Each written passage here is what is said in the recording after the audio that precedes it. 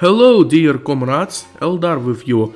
There is a real shake-up going on Thomas fandom right now. People are wondering what will happen in 2026. When will Mark Forster's movie come out? What else awaits on the 80th anniversary of Thomas? And is the storytime theory true? In general, there is a lot of content. A month or 2 months ago, we wondered what will happen on Thomas's 80th anniversary, but now the anniversary has passed, but a lot of content has occurred during this period, and only the first half of 2025 has passed. In this video, we will figure out what Mattel is preparing for us for 2026.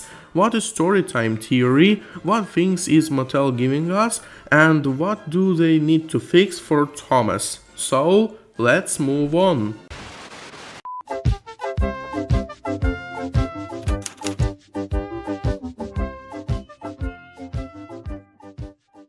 Let's start with the most interesting one. On May 9, 2025, an article about Thomas's 80th anniversary appeared on BusinessWire.com. It talked about the pilot episode, the action, etc. But the most interesting part was at the end. It said that Thomas' story doesn't end there, and that in 2026 something unusual awaits us that will please both our old and new fans. The key words are will please old and new fans. What does this mean exactly? Let's figure it out. In fact, there are a lot of opinion for what it could be, and it's quite difficult to say what it will be especially. However, there are two main opinions. Either these are hints and the already well-known film by Mark Forster, or a new season of the series. The film by Mark Forster was announced back in 2020, and 5 years have passed since then, and there is no more news about it. A new season of the series is also possible, since they started releasing new Thomas toys. Usually this happened before the release of a new project. Yes, I know, this model seems to be dedicated to Thomas's 80th anniversary, but this doesn't mean that they will always be sold under this thing. We have already talked about Mark Forster's movie, so let's move on to the new season right away. We can say with complete confidence that the season will be made in CGI. Now I will explain why.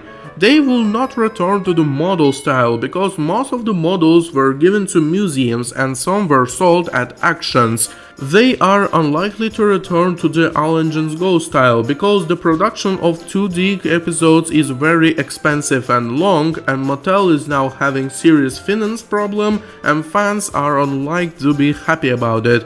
And so 3D or CGI remains. This is the simple method of animation and fans like it. I think it will be best to return to the style of the 20th season. The 20th season, in my opinion, was Thomas's best season in CGI. I can say with complete confidence that the new season will have 20 to 26 episodes. Why? Because that's how many episodes are released in each Thomas season. The exception are anniversary seasons such as the 10th or 20th, which have 28 episodes, and if you take into account to the All Engines Go seasons, the new season will be 29th, which means the number of episodes were between 20 and 26. We are done with the technical part. We'll talk about the people who will work on the season closer to the end of the video. There's one interesting theory about them. Now let's talk about what Mattel should fix in the new season. Now I will be repainting Dan Lakita, but we can't do it without him. First of all, and mostly important, we need educated plots for the episodes. No one wants to watch boring and uninteresting show, but we can't make it too overload with all stories of crap either. They need to focus primarily on old Thomas fans, because Thomas' fate depends on them. We need to make interesting and adapted plots that will be appeal to fans. For example, adapt an interesting story or come up with a completely new but canonical and logical story. For example, fans have long wanted to see an adaptation of the story Super Rescued, where Henry drags two broken diesels home. That will be great. But we can't forget about new fans either. We need to come up with new stories that will attract new fans. but at the same time they must be normal and educate. Secondly, we need to bring back Edward and Henry back to the main cast. At one time, fans were very upset with Mattel for removing Edward and Henry from the main team and replacing them with Nia and Rebecca. They did this supposedly for gender balance and inclusivity. Two very important characters who essentially dominated Thomas' fate are simply taken and removed, but the way they removed them was very stupid. First, in season 21, they kicked out Edward and started thinking about who else to kick out. We don't touch Thomas, Percy and James, they are the main characters. Gordon has too many fans, we don't touch Emily at all because she's a girl, and now Henry was left.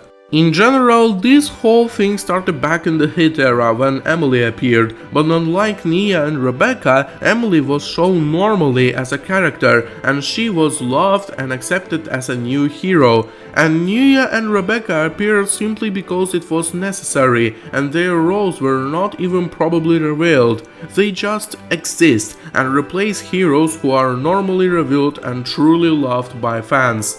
How to fix it? Mattel wouldn't abandon their idea of inclusivity, but they can bring back Edward and Henry back, but it has to be present correctly. For example, you can do like this. In one episode there was a storm and Titmus shed was badly damaged and they started to repair it, and while it was being repaired, the Fat Controller decided to add 2 more sheds for Edward and Henry, and then they stood next to Gordon. Why Gordon? And who whined the most when they left? You are right. And Sir Topham Hatt says I can stay in the sheds in Vickerstown from now on. What? That's it.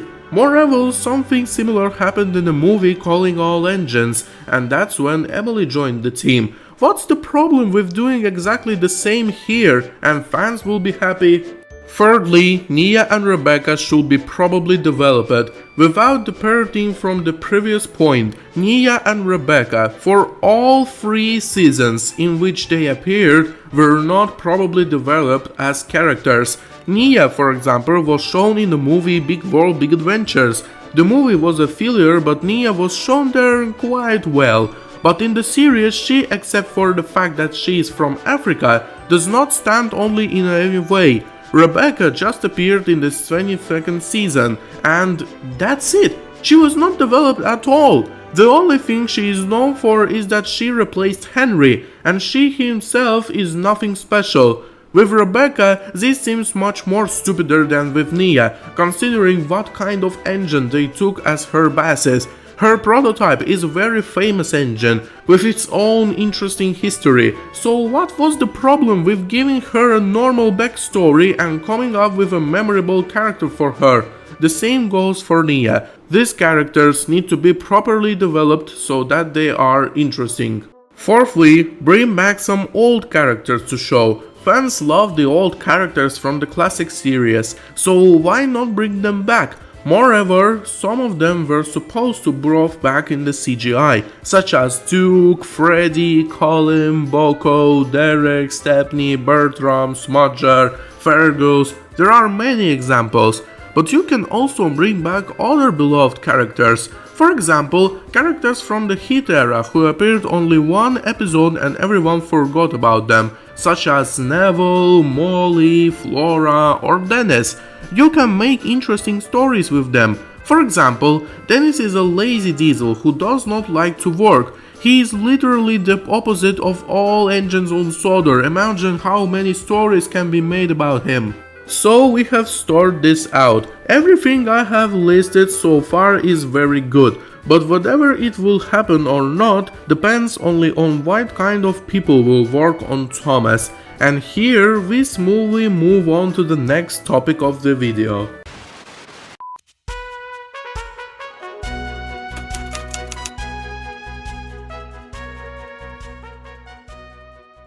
Now let's answer another question. Who will work on the new Thomas? To answer this question we need to move to May 25. That's when the podcast dedicated to 80th anniversary began to appear. This podcast has 8 episodes, some of which are split into 2 parts and feature Thomas fan Tom DeFun interview people who work on Thomas, as well as various fans of Thomas. The first episode, Thomas and the Thin Silvergram, arrived on Thomas's birthday May 20th and featured interview from members of Wilbur Awdry's family. In particular, Wilbur Awdry's children were there, his son Christopher Awdry and daughter Veronica Chambers, and were his grandson Rich Awdry, Mark Chambers, and granddaughter Claire Chambers. The second episode, Thomas Comes to Television, was split into 2 parts. The first featured interviews from Clive Spunk, an illustrator of the Railway series, Christopher Knowlton, one of the set designers on series 1 and 2, Robert Gold Golliers, a former art director on Thomas, and Steve Askew, Thomas's director from series 7 to series 12. The second part features interviews from Simon Spencer, Thomas's former producer and showrunner, Diana Basso, Thomas's director from series 19 to series 24, and Ian McHugh, Thomas's current producer. The third episode, Thomas and the Story Writers, is also split into 2 parts. Part 1 featured Abby Grant, a writer for the Hit era, Paul Larson, a writer for season 6, 7, and writer for the Hit era and the Brenner era. And there was everyone's favorite, Sharon Miller. Yeah! Part 2 featured Paul Larson again, and there were the now truly beloved Andrew Brenner and Michael White. Michael White was a writer for some great episodes from the Bwaba era, and Andrew Brenner created his own era and literally pulled Thomas out of the grave.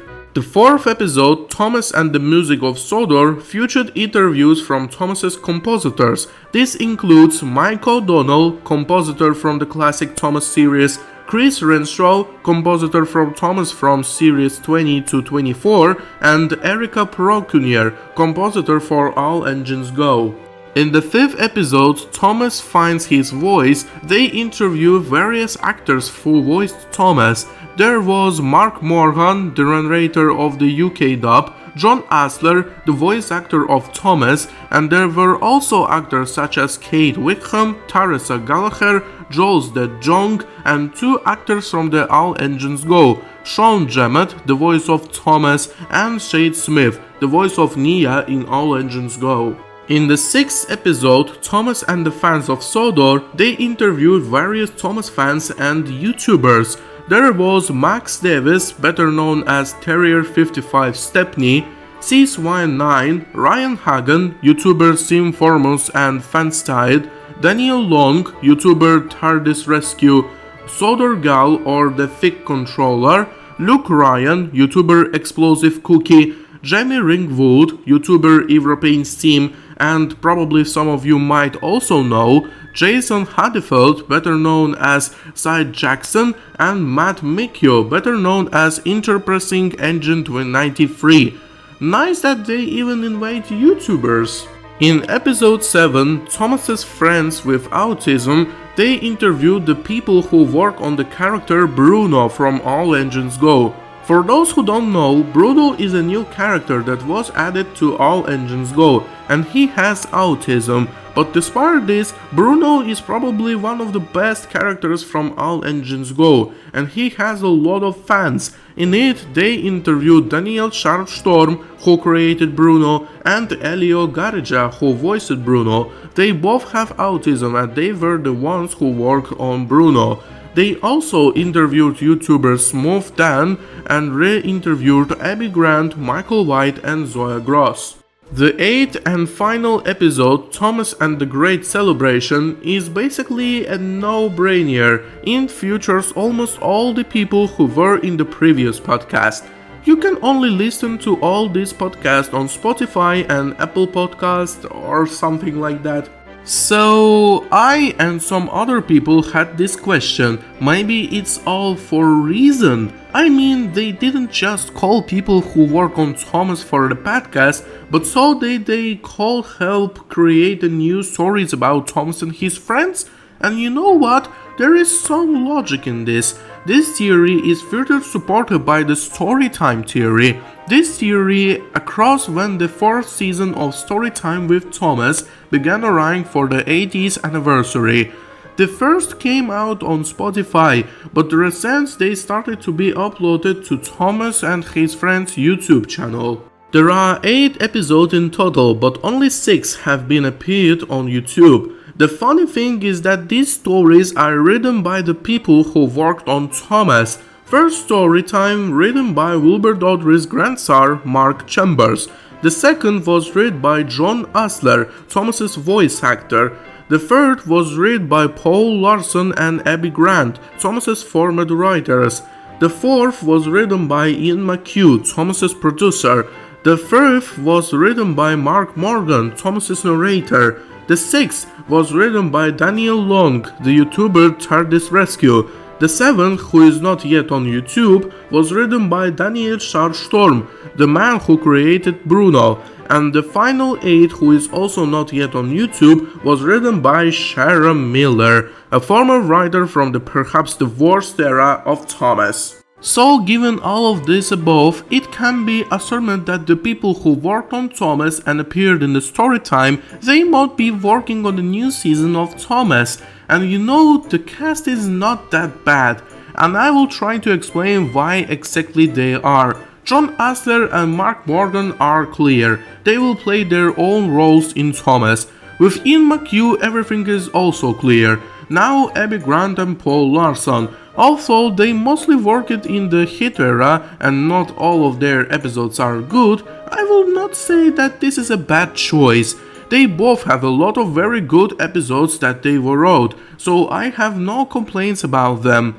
Let's talk about Sharon Miller. Sharon Miller is known for creating the worst era of Thomas in CGI.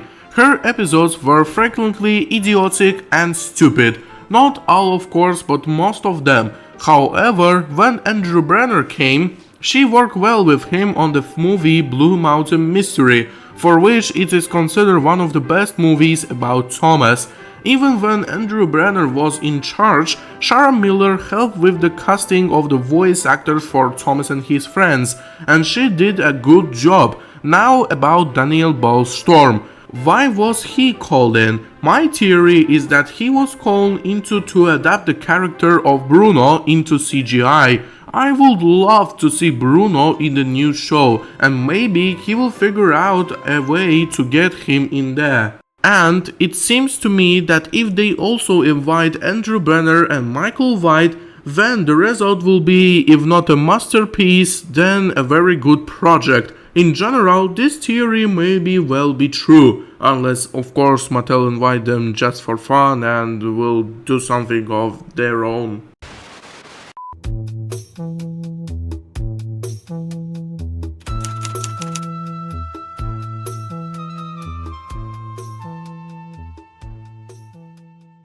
Well, now let's answer the most important question. What awaits Thomas and his friends? Most likely, it will be a new animated series and later a new movie from Mark Foster. The new season will most likely be created by the people who worked on Thomas before, and there is a small chance that Andrew Brenner and Michael White will be there. What I want to say is that Thomas's fate does not depend on Mattel, but on the people who work on Thomas, because Mattel doesn't care about Thomas and his friends, they only need him to take money out of him. But now you will say, Mattel loves Thomas, they improve him. No. As the Unlucky Talk says, don't confuse the company's love with the love of the writers and fans. Andrew Brenner cared, Michael White cared, Mattel didn't care at all. But they have a chance to fix it if they let real Thomas fans work on him, like Andrew Brenner, Michael White, or even the Mark Forster. The same Ian McHugh, with all my respect to him, has already burned out on the topic of Thomas and his friends over so many years. And the only way to save Thomas is to let young blood and real Thomas fans into it.